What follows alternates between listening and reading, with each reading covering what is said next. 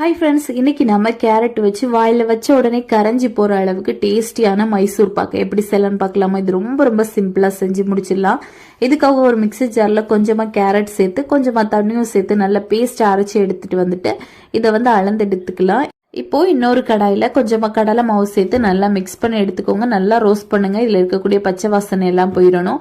அதுக்கப்புறமா சர்க்கரை நம்ம அரைச்சோம்ல அந்த கேரட் விழுந்து அதையும் சேர்த்து நல்லா மிக்ஸ் பண்ணி கொடுத்துக்கலாம். இப்போ பாகுப்பதம் பார்க்கணும். ஒரு கம்பி பதம் வந்ததுமே நம்ம கலந்து வச்சிருந்தோம்ல அந்த கடலை மாவு பவுடர் அதையும் இது கூடவே சேர்த்துட்டு நல்லா மிக்ஸ் பண்ணி விடுங்க. இப்போ இது நல்லா மிக்ஸ் ஆனதும் இதுல எண்ணெய் கொஞ்சம் கொஞ்சமா சேர்த்து நம்ம நல்லா கலந்து விடணும். இந்த எண்ணெய் எல்லாம் பாத்தீங்கன்னா இந்த கடலை மாவு நல்லா அப்சர்வ் பண்ண ஆரம்பிக்கும். கொஞ்சம் கொஞ்சமா சேருங்க. எண்ணெய்க்கு பதிலாக நீங்க நெய் வேணும்னாலும் சேர்த்துக்கலாம். நான் கடைசியா ஒரு 2 டேபிள் ஸ்பூன் அளவுக்கு நெய் மட்டும் சேர்த்து நல்லா கலந்து எடுத்துட்டு இந்த மாதிரி ஏர் பபிள்ஸ் வர ஆரம்பிச்சதும் அதை அப்படியே ஸ்டவ்ல இருந்து எடுத்துட்டு நம்ம ஒரு ட்ரேக்கு மாத்திடலாம். மாத்திட்டு இது இந்த மாதிரி ஈவன்